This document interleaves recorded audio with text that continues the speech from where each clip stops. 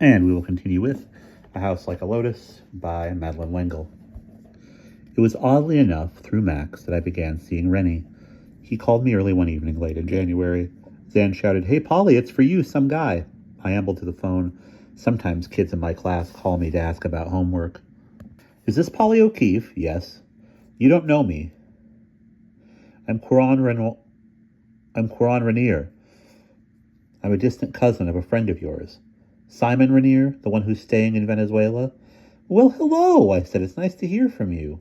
I'm an intern at the M.A. Horn Hospital in Cowpertown, and I thought maybe we could get together." Interns usually move in sometime in early July.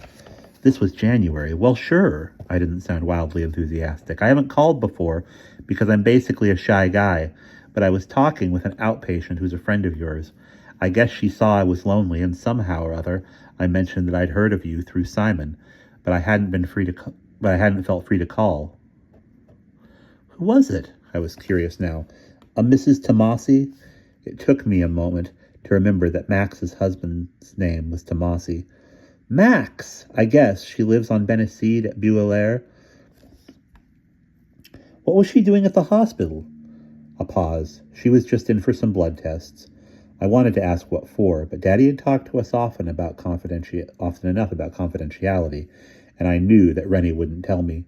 He said, "Well, could we get together sometime? Take a movie in Cowpertown or something?" "Sure." I realized I wasn't being very hospitable. "Would you like to come to dinner? Do you have anything on your next evening off?" "It's tomorrow," he said. "It's sort of short notice, but no, I don't have anything on." "Well, good. Come on over. Do you have access to a motorboat?" "Nope." "Well, come by the causeway then. It's a lot longer. But if you don't have a boat, it's the only way.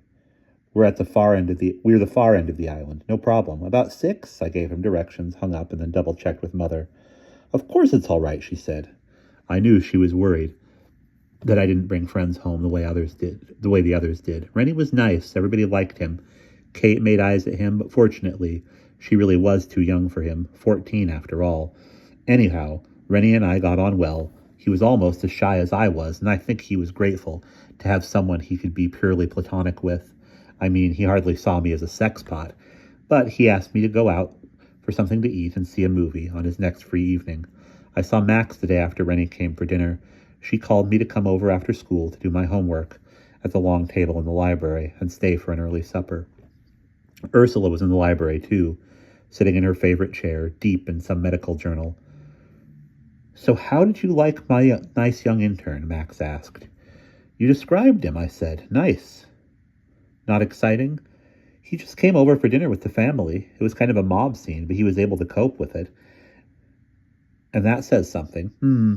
"Max, why were you having blood tests?" Ursula looked up from her journal but said nothing. Max replied shortly, "When one is my age, every time one sees a doctor, one has to have a million tests." "Why did you need to see a doctor? When one is my age, it is prudent to have regular medical checkups." "Rennie called you Mrs. Tomasi." "It was, after all, my husband's name." "You never use it." "Therefore, it gives me a modicum of privacy, of which there is so little around here. And stop prying, it is not a quality I like." "Weren't you prying about Rennie?" I countered. "At my age, prying is permissible, not at yours. Please treat me with the respect I deserve." Ursula put her journal down and stood up, stretching. "I'm off to finish up in the kitchen." "Need any help?" I asked. "No, thanks, Paul. Nettie and Ovid already think I'm displacing them. I do try not to hurt their feelings, and I'm more than grateful to have them wash up. It's a dream of a kitchen, and cooking has always been therapy for me." At Beau-Ilaire, it wasn't always easy to remember that Urs was at the top of her profession. She seemed to enjoy acting the housekeeper. "I take outrageous advantage of Urs," Max said, as the doctor shut the library door, "but she doesn't have to let me."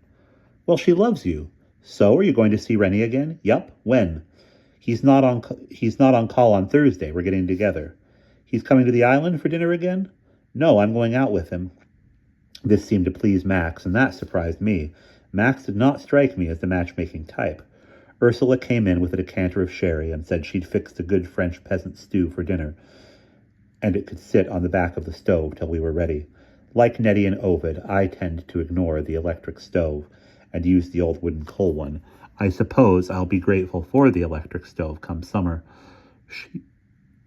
She She poured a small glass of sherry for Max, half glasses for herself and for me, and put the crystal stopper back in the decanter. You're good to spend so much time with us, Polly. Good? You've rescued me. You've no idea how lonely I've been. I do, Max said. I grew up at Bouillère. I, too, went to school at Cowpertown. You were probably luckier than on your Portuguese island, where you were the only Americans, the only Europeans, really, and had to make your own company. I nodded. I was lots less lonely than I am here. It's not the island. I love Benecide. Too bad you and Kate don't hit it off better. M.A. and I made life under the Spanish moss bearable for each other. Kate and Zan are the ones who get along, and Kate's wildly popular at school. You're not? Ursula's voice was gentle. I think the other kids think I'm weird. You're brighter than they are, Max said, and that's threatening. A couple of guys in my grade killed a tortoise the other day, I said, feeling sick all over again. I mean deliberately, and I could have killed them. I wanted to. It was awful. But then I realized that the tortoise was already half dead. So it was better to let them finish the job, and everybody laughed because I was making such a case of it. Kate and Zan, too? Ursula asked. They weren't there. Zan would have stopped them. Ursula spoke reassuringly. Don't worry, Polly. You'll have friends. You'll have friends, too, even if you have to wait till you get to college and meet more people. You're friend material, and once you have friends, you'll keep them for life. And we'll pause there.